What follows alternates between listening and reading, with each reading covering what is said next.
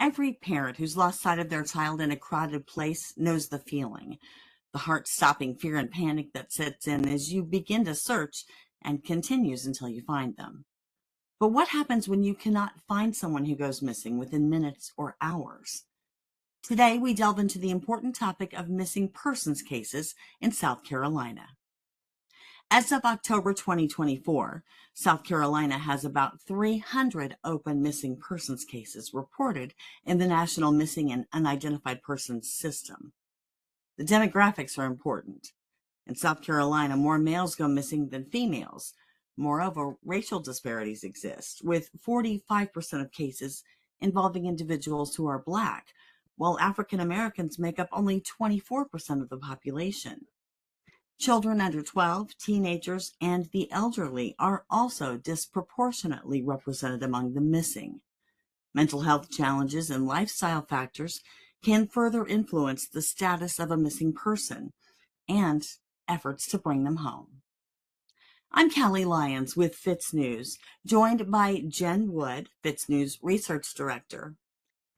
To gain deeper insights into the complexities surrounding missing persons investigations and the best practices for search and recovery strategies, we have with us Troy Stiles of Blunt Force Media, an expert in this field, and someone we've worked with on a few of the most recent missing persons cases in the Palmetto State. A big part of Troy's job involves addressing these challenging cases and advocating for families affected by the trauma of a loved one going missing. Welcome, and thank you for joining us today. Well, can you share your background and how you became involved in missing persons cases? When I was very young, I worked at Old Navy and Gap Incorporated, and they had a program there that all employees were trained in called Code Atom. And this was a response and a mechanism of, uh,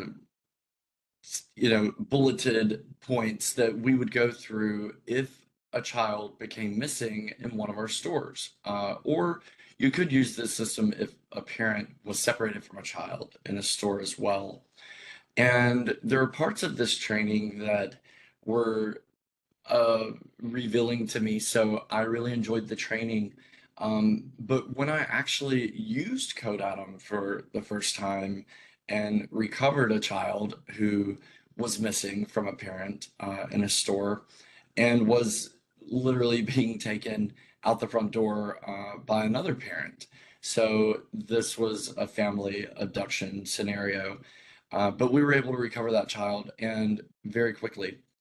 That let me know that I was interested in missing persons cases, but it wasn't until later that we started our media company that we quickly realized there is a problem in America with missing persons. The system in which we track them, um, many layers of what people do in response to these cases, and the consistency of that. And it's something that we enjoy doing. And so my love for it comes at a very young age, and my passion for it comes a little later.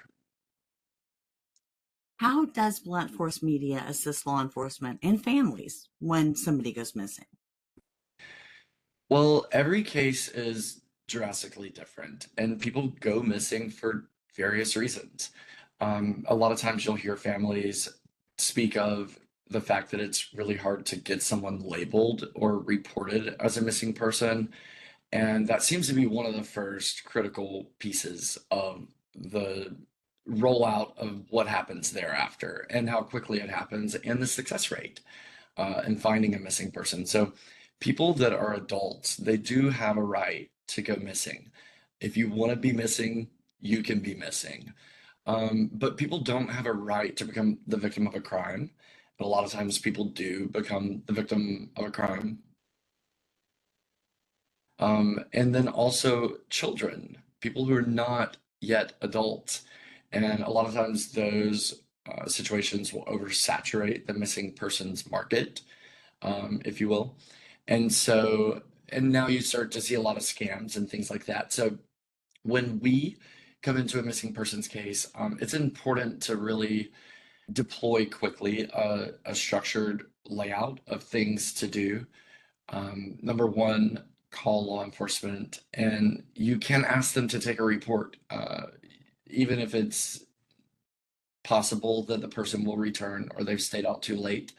All they're really going to do initially is put out a bolo on maybe the vehicle or the person, and try to make contact with them, and then wait a little while in those scenarios. But having that missing persons report already live really gives you the authority to be able to reach out to media and you know show people that you really are dealing with someone who is missing. Other ways that we help are by organizing the press. The press can be a tool. It's not always a bad thing, and sometimes because of the circumstances and the way that a person goes missing, maybe the family doesn't want to suffer any embarrassment. But at the end of the day, the safe return of that individual outweighs the embarrassment factors of whatever the circumstances are. So coming up with a narrative and then, of course, activating local media markets for this case that this person is missing and what to look out for and who to call, a call to action, which leads to the next thing. We have our crime desk. So we take tips at crimedesk.tips for cases that we're working on and sometimes cases that we're not working on, but are we've done coverage on or taken an interest to, but we'll always take tips at crimedesk.tips. And if need be, we can use our hotline. We can open up a hotline with the area code for that area. So those are just a few ways initially that we are able to assist. Creating like a media press kit with a Facebook social icon. People could change their social media pictures and say, have you seen this person? Giving the media context to work with in their stories, such as updated and clear photographs. And there's also a lot of prevention things that we do as a company or that are important to preventing missing persons cases. A lot of them are preventable. And also protecting the information about the missing person and the circumstances around or the investigation that is into their disappearance. That's very important too. So being able to control the media perspective of a missing persons case, take tips and leads to assist law enforcement. And the other thing that is kind of magical in a missing persons case is it's really a dual-sided effort. So you have to always remember we're asking a stranger to find someone they don't know. So oftentimes in missing persons cases, you'll see that the family or the parent or even a close friend will be very instrumental in leading you to that missing person. Interesting. And Jen, of course, involvement like that makes a big difference when you're a member of the media trying to cover a missing person's case. Is that what you found to be true? Absolutely. I think having a central point of contact is it's beneficial for people, members of the press, as well as the family, as well as law enforcement. It is overwhelming for everybody. So, I can't say enough about the work that Troy's been doing. It's monumental and it's so needed. And this is one of those things where you have no experience with this until you need it. Nobody as a parent, I don't think, or just as a friend or whoever you are to the missing person, you don't go into the situation really prepared for this. So you need the expertise of someone who has been there before and can walk you through it. There's so That much strategic thinking that goes into this. Jen and I have worked a couple cases together, and we're constantly communicating. So even as media, I don't think that people um, go into these cases and just you roll out the magic carpet and the person comes back. It takes a lot of strategizing, thinking through the details and how you want to present this as far as the media perspective, it's so important. I don't think we would find missing persons without media. It's such a powerful tool. And the respect factor of media, not just throwing a headline out there, but really getting into who this person was, what may have led up to their disappearance, and then how to bring them back and the people that you need to appeal to in those media blitz opportunities or sit down interviews to make a difference. And then what Jen has been great at is really bringing awareness to some of the issues in the cases that we've worked on together and really highlighting and offering, deeper insight and even a preventative, aspect of how to protect yourself, and maybe don't become a missing person, or if you are searching for a missing person, to keep hope, that there are still always many things that you can do to help locate them. I'm always one of those people, I mean, I've always been like this, where, you see a story and you want to know more about the person. So I get really annoyed, like, when there's like these, it's great that people are getting information out there and these outlets are putting these stories out. But, I want to know about these people. I want to know who they are, who's looking for them. And I think that, bringing some level of humanity to these stories is important. These are people missing, they are loved by people. And that's just, it's one thing that working with Troy, I've had a lot more luck doing. It's difficult to, from a media perspective, it's difficult to sometimes take the time, in when you're at like a legacy media outlet, to be able to do that. So having that opportunity to, and we think about it like, you know, you put yourself in this mindset of this actual person. There is a person behind every story. Like it's like a whole person that's missing. And where are they and what are they feeling like right now? Do they have what they need? Um, it's incredible to think of it like that. So really going and traveling deeper into who that person is so important. I know families often want to keep those details private, but there are so many missing persons every day that when you just see like the headline, so and so missing, your thumb just scrolls. But when you see the in-depth of who a person is that's gone missing and what they've left behind, and there's so many people that don't have people looking for them that are missing, but nobody knows. I think all the time, if I were to go missing, how long would it be before somebody knew? Um, but some people don't ever have anybody looking for them. So you have to have that component of it too. You have to have a person that is really out there looking for them, and they have to bring them to life. That's so true, and that's the challenge because we're trying to hurry really and just get it out there in front of the public. And we may only have a very basic description of their appearance or their last location where they were seen. But I think you're right. To humanize them is what attracts the attention and interest of the public. And then that's what makes them look.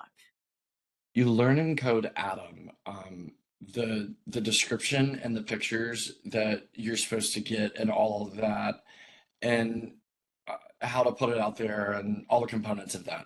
But when you actually do it for the first time, you're asking a mom for a picture of her child, and there's people that take pictures all day, every day, and have loads of them. But you'd be surprised at how many times people don't have a picture that's recent. Or you see somebody who's like 14 and they've gone missing, you get a picture of a 6-year-old. That's not helpful. In finding them and putting out a description, you might as well put out a sketch. The reality is, there are so many preventative measures. In the upstate, actually, there's a group called Upstate Bloodhound Search and Rescue, and he puts out these scent kits. His name is Taylor, a great guy. But he has thought of this very simple process. So you get a mason jar and you take a gauze and you do like your forehead, the back of your neck, some perspiring places, and then you put the gauze in the jar and you seal it and you never open it again. So one of the first things when I come into a missing persons case, I tell the family, if you have access to their home or they're living with you, go get their toothbrush, go get their hairbrush, go get these things now. Put them in a gallon-sized Ziploc bag and don't touch them. Investigators may ask for those at some point. Um, Taking your child to the dentist every 6 months for a cleaning is great. It's expected, but people need dental x-rays as children, oftentimes in missing persons cases for odontology experts to match. DNA is so important. So if there is anything with DNA and you can preserve that, then when your child goes missing, it's much smoother of a process in finding them or tracking them because you're always looking for activity to be able to track them. And then there's other things like NACMEC, the National Center for Missing and Exploited Children. They have a program in schools that often local schools, elementary schools will have where you can get a photograph or an identification of a child. That's helpful as well. So many tools out there that parents can use ahead of time to be preventative. And let's not forget that people do kidnap people. People do kidnap children, and children is a whole nother. I mean, we could do an all-day episode on kids that go missing. Always ask for what kind of shoes they have on. A lot of times, if somebody kidnaps a child, they may bring an outfit, but oftentimes not a pair of shoes. So in Code Adam, you learn, find out what kind of shoes this kid has on in case they change clothes to get them, past whoever's looking for them in that outfit. But having recent pictures, using a scent kit or something to be able to track, and really storing up some of those items in preparation would be so helpful in a case where somebody has gone missing. And you touched on pictures there. Are there certain kinds of pictures that you want to make sure you have because they're better for identification purposes? I'm glad you asked. The jailhouse photos that are official driver's license photos for a missing person, Mhm. just don't do that. Use a photo if you can. And now you can actually crop people out. So the less commotion that's in the background and the more clear that you can make those photos is better. But them in there every day, what do they look like, on the ball field or wherever, you would typically see them in the mountains, hiking, whatever their typical day is, those are great pictures. Definitely not official photos. Those are oftentimes not helpful. And a lot of times they even make people think that they're suspects or people that are being looked for because they're wanted, not missing. That makes sense. Yeah, I can see where that would play out that way. Um, If I go missing, please don't use my driver's I license was gonna photo. say, like, if my driver's license photo comes up, you guys are all in trouble. Like, no, doesn't even look like me. To that mention as well, when police officials put out posters, first of all, that's a whole thing. Um, if your agency takes a missing persons report, you need to put out a poster. Media does not take it as an authentic case to put out oftentimes unless we can confirm the police department said this person is missing. That's important. It's imperative. It's necessary and it's useful. But police departments, oftentimes, if they know somebody is now 225 pounds, they'll still use what this person puts on their driver's license. And oftentimes, we lie about our stats on our driver's license. what? So, yeah, it's true. Unbelievable, right? Right, right. It's important to use the real weight, the real height. Some people's eyes change colors. On our posters, we actually, in our system, we've got two different places for eye color. Some people have two different color eyes. That's a marker. So any tattoos, special markers, stuff like that, it's really important to get that stuff on the flyer of who you're looking for. And that, I think you brought up another good point there without actually even meaning to, but the truth is important. So we're not trying to gloss over, right? What you want is basic facts? Well, we want people to care. So, and oftentimes people do go missing under strange circumstances. All right. So, I don't think you need to park your family on the front lawn and air out, what this person has been involved in from birth until today. However, um, I always ask, like, uh, is it relevant? Is it necessary? Will it help bring somebody home? Or make, there's the caring factor. Like, you want people to care about a person who's gone missing. And what Jen said, bringing them to life. And, if you've got video of people to make Video. reels, yeah, it's gonna help big time. And you don't often get video right now in missing persons cases, but it really does give you a good look at, all the different angles of someone's face, and it gives you a good insight into their personality. I think I mean, it's critical. So the families are afraid of the media, and the police tell them to be careful with the media. What the families oftentimes don't understand is the media is like right before them, and it is an opportunity, and it's a window of opportunity because news cycles fast. So uh, they have an opportunity to get that out there, and what you give them, they will use, including ourselves. So if you can bring and give the video, if you can be in charge of the narrative. I mean, we also serve as like spokesman or spokesperson in cases of families where they want representation and they don't want to be in front of the cameras. We can assist with that by putting out press releases and statements and compiling that media kit that has the videos and the pictures and all of that. But videos really bring people to life. Jen's right. I mean, you can literally feel their personality. When there was a case that Jen and I worked on that we had a song that this person had sung, and when I think we would listen to it in Cali, you too, with a current case, you listen and you watch somebody in their movement and in their spirit, and you feel responsible just as somebody writing a story to like write it correctly, bring it good exposure, and assist in the call to action to bring them home. Definitely. And yeah, the responsibility, excuse me, the responsibility does feel great. You don't want to mess it up. You want to get all the right information out there, and you want it to be enough so they can be found. And in that particular case, I found it helpful. I do have the luxury of doing these bigger stories, of digging into who these people are and who their families are.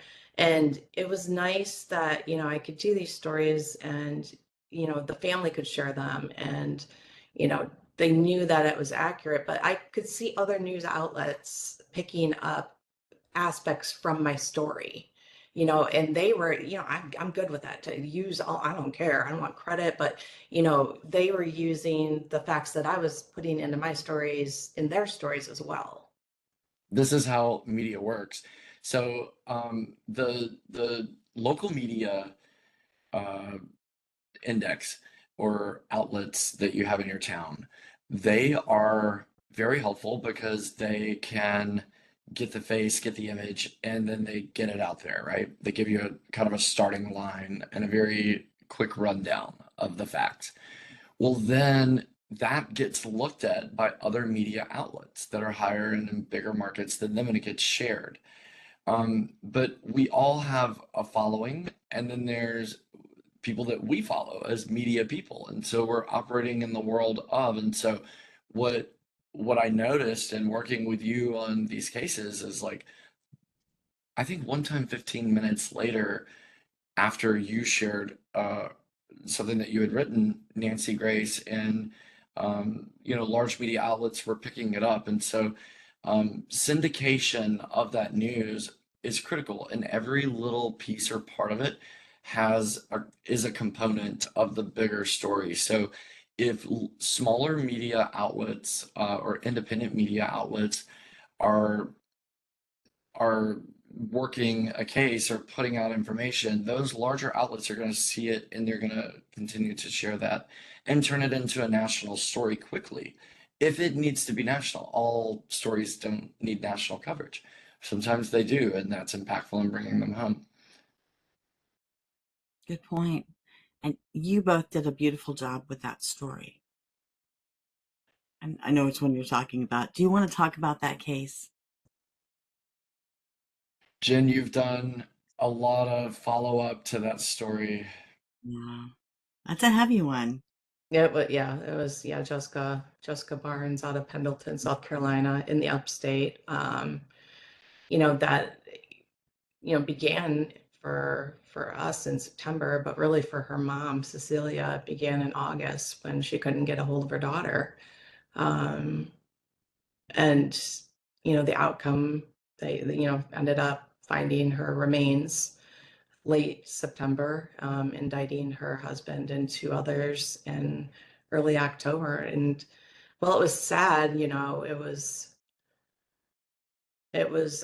interesting, knowing Troy during this case, and he was in contact with Jessica's family. Um, it was interesting to watch it from the start. What know a little bit more about the investigation, coordinate what was releasable, what was not releasable.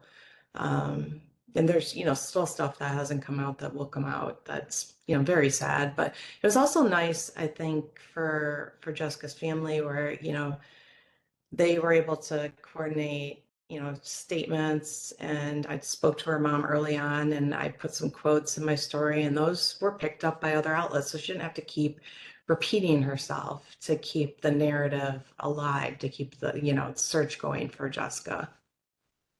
I was so grateful to have you on that story. I mean, I know it sounds like we're buttering each other up in here, but I don't know if people really understand.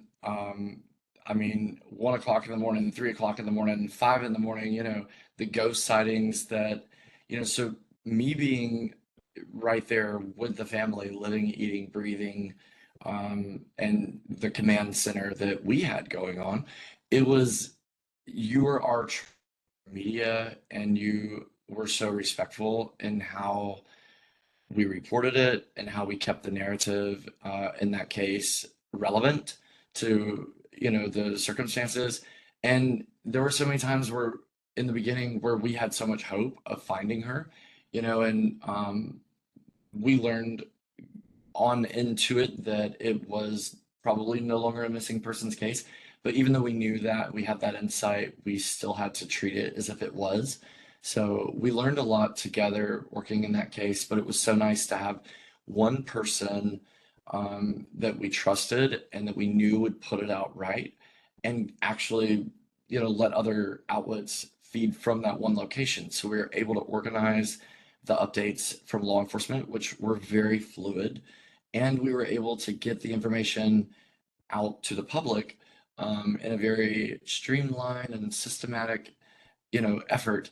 And it was really consistent. It never lost its value as a story. Even now, I mean, there's companies that want to do I mean, big companies that want to do like documentaries, and there's so much about that story that is interesting. And we didn't even have to travel into those paths. We put it out right, and then people did, put that material into their own rabbit holes, and people are going to do that. But keeping a control of the story, you really need to be set up in a system that does this, that understands the depths of it and what it can turn into. I think it's really helpful to know somebody that has done it or experienced it when you're going through it. Otherwise, you just wake up and realize you've become the spotlight of a crime story today. Yeah, that was the one thing that occurred to me on Jessica's story is, after after your loved one becomes a victim of a crime, you get some resources, you get some support, but like in that process where, your person goes missing, and you've got to report that, and you're dealing with police and media. There's really nobody there to support you and tell you what to do. It's such a it's such a critical time, and they're just, Troy's kind of filling that need, which is fabulous. Well, you don't always get to be dealing with police.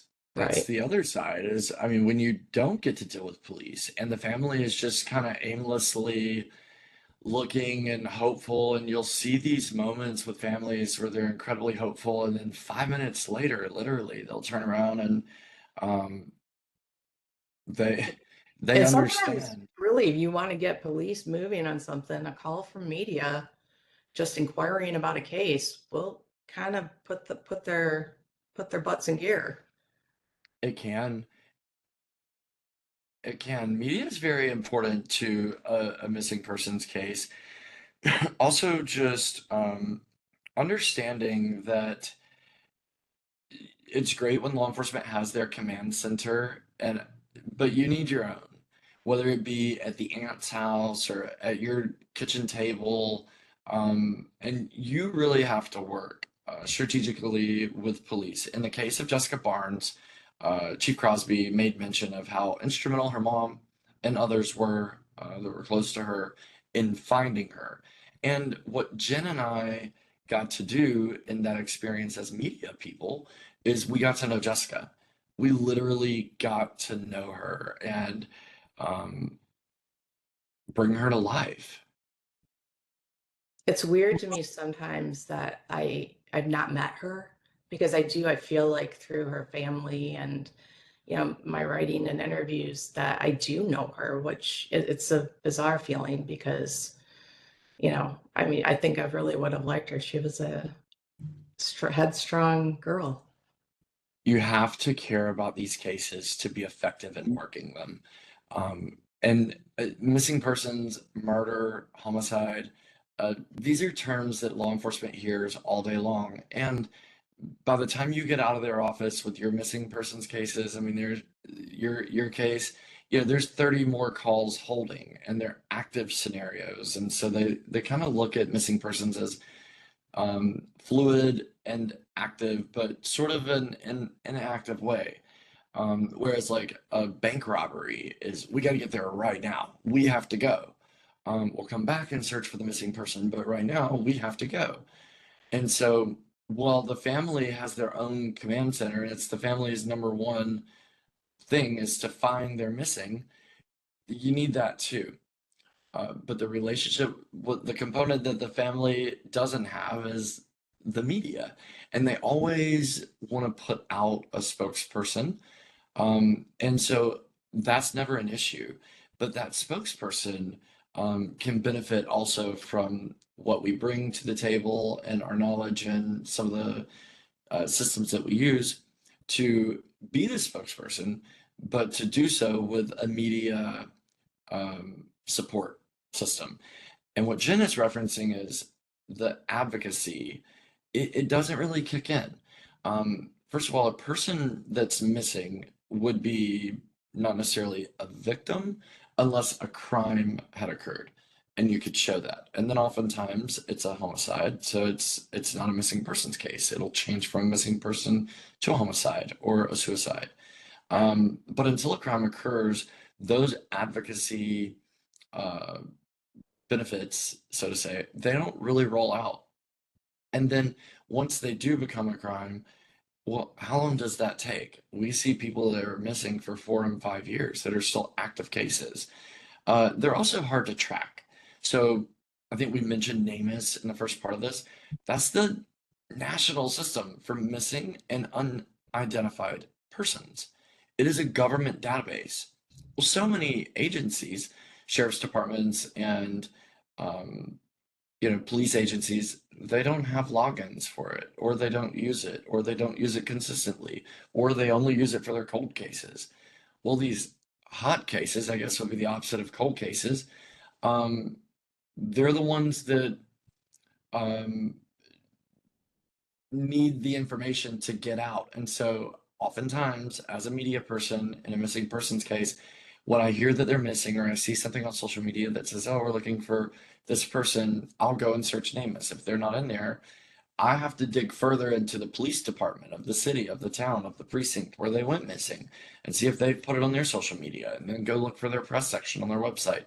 If they have a website or if they have a press section, or if I'm not able to find that, then I have to send an email. And then most of the time they don't respond. So the effort that goes into just a media missing persons case, just confirming that you have one, is a travesty. And you'll hear families talk about this over and over and over. A case that's going on in South Carolina is the Zelig Williams case. The mother, I believe, called authorities on the 3rd, which is the date last seen, but wasn't actually able to provide the report until the 4th, which is 24 hours later. That's really critical time in a missing persons case. I mean, how long does it take to drive to the other part of the country? You know, you can miss a lot and really be behind the ball the longer you wait. Yeah. And I think the interesting thing about that particular case is that 3 hours after the police report was finally taken, his car was located. So once that police report was filed and it became an investigation, things started to happen pretty quickly. It's just Well, unfortunate that there was a delay before. it is unfortunate, and I've heard various reasons as to why that took place in that case, but it happens in almost every case. And when do you pull the trigger on, okay, they're missing? So back to the fact that we're asking a stranger to find someone they don't know.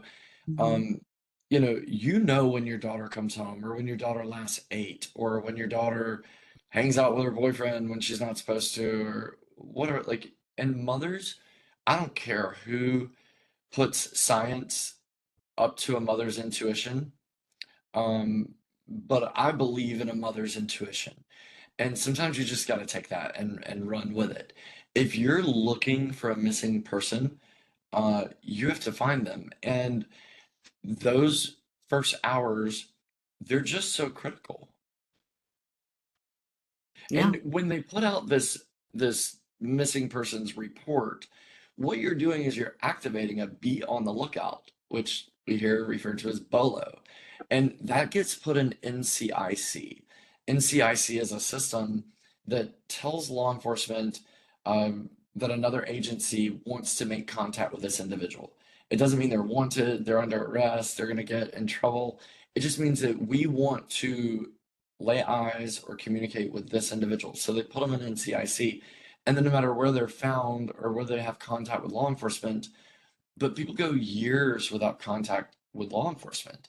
And so if you are a missing person, it can take years for that to happen, but the chances of putting it out on the radio or in the CAD system, hey, we're looking for this car, we're looking for this person, this is the description. These are the parts that you have to describe. Another thing is knowing your license, like having somebody know your license plate number and a picture of your car is helpful, especially if your car has damage. There was a case that we worked on out of Tennessee where a man was taken basically hostage by an escaped prisoner. And the vehicle was very specific. It was a Toyota 4Runner and had a dent on the back. And you'd be shocked at how many Toyota 4Runners are on the road until you're looking for one and you see Right. 500. Yep. But that dent is what we were looking for. We were looking for that dent. So to know if it was a little dent, a big dent, paint chipped off the dent, all those things became very important in that case and instrumental in finding the vehicle, which was located. The prisoner was arrested. Unfortunately, it was too late um, for that case, and that person did die by homicide. What's the most important thing or things that community members can do when they want to engage and work alongside law enforcement to find somebody who's missing? Coordination and understanding that there's aspects of an investigation that you're not aware of for very good reasons. So, if law enforcement asks for the public, they need to be specific. That ball goes into the hands of law enforcement. They need to be specific. What do you need? Do you need people to report the last time they saw him? Do you need people to look for a vehicle? Do you need people out searching? Because we will, and they will, and people will do that. Oftentimes they ask for help, but nobody says how to help. So it's going to be specific to the case, the landscape, the geography, the temperature, all of that is to how people can help. One way that we assist is we'll take form submissions for people that want to volunteer or get together and search, and we'll give that information to the families so that they can coordinate. Saturday at 1 o'clock, we're going to go search. Now I've got a list of 150 people who live in our area that'll help. And sometimes these cases are multi-jurisdictional. So, you may be looking in your city and town, but another part or a related scene to the case might be in another town or another city or another state or another possibility of where they could be. A lot of times in family abductions, you'll see like the mom or the dad, they'll like kidnap the child and take off to another state where they've rented a house or they have a life planned. Less times than not, they'll go to other countries, but so the public needs to be told what to do. And as far as what you can do, you can assist sometimes by being selective in what you share. Now we're seeing missing persons cases that aren't actually missing persons cases show up in yard sale groups. Like like I was saying, when with media, we have to literally prove that this person is actually missing, doesn't want to be found, and then the police are looking for them, and there's an investigation for us to really just go sharing a I missing person. typically will only share if I see it from a lot of law enforcement department. There's a couple, like, Casey Ann Pogue's cousin. I know that her flyers are legitimate because I've written about her case, but in general, the law enforcement posts are the ones that I think are the most critical to share and bring the most validity. Yeah, and Crime Stoppers. Crime Yeah. Stoppers is always, it is not law enforcement, but it is, related to law enforcement and it's verified and cross-checked. Same. So I wish the general public would go by that standard as well. Really like make sure that the person, and I'll usually tag the sheriff's office in our posts. So if people are just saying that somebody's missing and they're saying contact the police or whatever, but there's no tag, oftentimes that's an indicator. But the yard sale groups, I could see where that would be a great place to saturate, the output and get people to look for this person. But it's become ineffective. And there's so many things that need to be done in this system of deployment of what happens in a missing persons case. We need alert systems. I would like to know, for one, if they are a runaway or if they are a missing person who has been abducted or in danger. Why do we have systems that we're not using? So, like, the endangered systems alert. Different places, different states call them different things, but I mean, we had the hardest time verifying number one that Zelig was actually a missing person. And because we have not even to this day seen an official flyer from the police department, we have definitely verified and confirmed, and they've been communicatory in the facts of his case.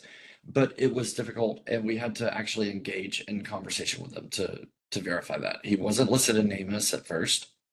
He wasn't in Crime Stoppers database, and when you went to their website, it said they currently had no missing persons. So, how many missing persons cases in each of these jurisdictions exist? Like right now, I don't think we'll ever know because we don't have a consistent way of putting it out. But the public needs to verify that who you're looking for is actually a missing person before you share the information. Um, I think that's the best way. Yeah, so, and one of the reasons for that would be, of course, you don't want to spin your wheels on something that's not a case.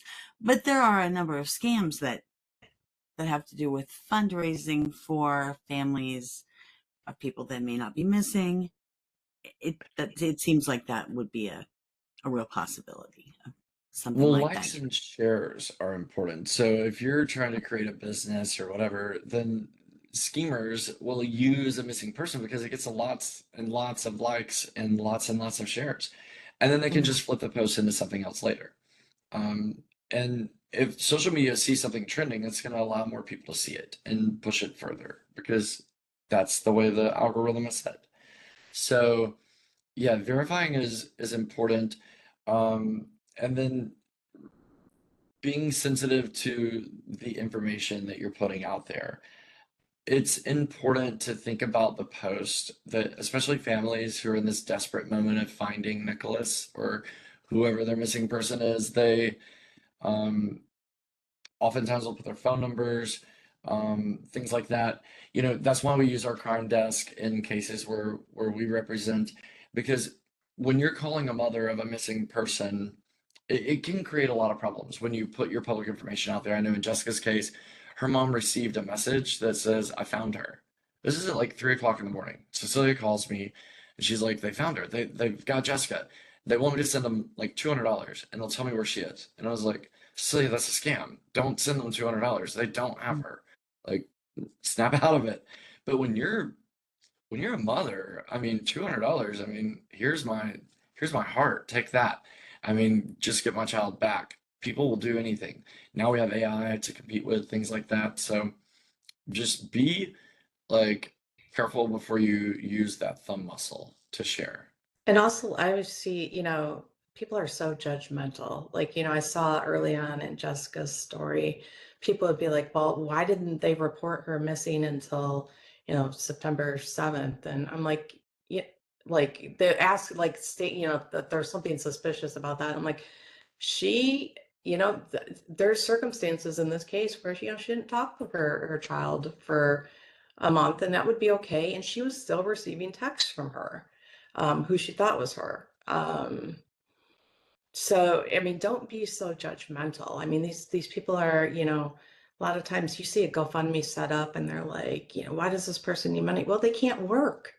They're busy trying to coordinate the search for their kid. Cecilia was driving rideshare and handing out flyers at the same time so she could feed her kids. Um, it's a lot. It's a lot. That's always bothered me how quickly people are to judge without knowing the facts. Well, and at the end of the day, where do we all want to go? To our bed with our pillow, with our choice of weighted blanket, or electric blanket. You know, we want to be home and comfortable. So Right. if you really stop for a moment and you think about what you're doing here, you're looking for a whole person that isn't comfortable home in their bed. Maybe they haven't eaten, maybe they're stuck in a ravine. Um, you don't, we don't know. And a Right. lot of times, if the narrative was right that people think they know, then we would have found them. Oftentimes, it's something besides that. So, I don't want to discourage people from sharing missing persons cases. I just want to employ people to think harder and be aware of what they're doing because, as I mentioned at the beginning of this, it is a market. There's a whole market for missing people. And I don't mean like financial market, but well, there is that too. There's trafficking, but the the market of how many people you see a day on social media that have gone missing. And maybe it's just because I follow missing persons people, but whoa, it is so many people. And I'm like, where did all these people go? I don't know. They're missing. And people haven't found them yet. But this is a family, it is a child, it is a cousin, it is people want this person back. So share strategically, diligently, and it's not even bad to put them in yard sale groups, but watch for scams. You can tell when it's a scam. Good point. Well, let me just throw it out there. Is there anything else that you would like to let the public know before we wrap up today? No, I think it's just important to be aware that there are organizations that do this kind of work. Some of them do it for the wrong reasons, some of them do it for the right reasons. We're a very small organization, and what we do can be very big, and it can be very supportive. It can be very guided and with much thought and care and empathy and love. So, um, wrapping yourself up in an organization that assists is not for everybody, and not for every case. But if anybody ever needs us, or if they look at the way that we work with families, they'll see that we actually do care, Jen included. That was what appealed in every bit of the cases that we worked on together, is how much you care and how personally on display uh, it can be. It's okay. Yeah, She's truly a wonderful it's person. yeah. I mean, I think it's okay to care and have feelings and have empathy when you're covering a story. I know you're supposed to be objective, and I can still do that and care. And I think it's important, and it comes through in your end product. So it's yeah. I mean, I think it's important. Callie and I have felt really desperate on this last case that her and I have been working together, and it is hard. I can't imagine what it's like for these families. Um, Mhm. I will just say from another side of this, like I would hope that there would be somewhere to go that would sell me the kit, and we don't sell anything, but would give me the kit on what I need to do. I know I would be so frantic and I would feel so desperate to find my child or to find my loved one. Um, that's why we do what we do. There was a moment in Jessica's case, I think it was when I read the press release that Pendleton Police Chief Crosby put out, when it became very apparent that they had found her remains, about 10 days before they told her family. And I was thinking to myself, like, it took my breath away that, for 10 days, somebody knew where Cecilia's child was, and she didn't. Like, just how difficult that must be on both sides. And I just, that's one of my worst fears, is not knowing where one of my kids is. Right there. That is probably my worst fear. And that struck me, that hit me in the feels. You know that gasp that you do every time your first child like gets on a Yep. seesaw, or you know, it is nothing to the gasp Mm. that that goes along with when you look up and your child is gone. Yeah. Gone. They were just here. And Yeah. it's not back in the day like it was when we were at the mall hiding in the rack of clothes. There are Right. people out here that will take them. They're watching. They're looking for them. It's a real thing. Um, and it's often. So it's these preventative measures, scent kits, things like that, DNA, having this, I mean, it's crazy that we're even like saying this, but this is the world we live in. It's a dangerous Yeah. one, and Yeah. it happens to families every day, and we know it because we know them and we work with them. It's an incredible Preventativeness and proactiveness, I think, are key words in this. Yeah, I Yeah. would love And to start working with people ahead of time. Yes. right. We don't want you to be scared. We just want you to be prepared in case the worst things should happen, right? Yeah, Well, for sure. thank you both for joining me today for this very important discussion. To learn more about Blunt Force Media, check out their website at bluntforcemedia.com or follow them on social media. As for Jen, you can follow our work on FITSNews. And if you like what we're doing, please like, share, and subscribe. We sure appreciate it when you do. It often takes the participation of many to bring home someone who is missing. There are things anyone can do to help. We encourage you to stay informed, share information on missing persons on your social media. For more information and resources on how to assist in missing persons cases, you can explore organizations like the National Center for Missing and Exploited Children and local law enforcement websites. For FITS News, I'm Callie Lyons.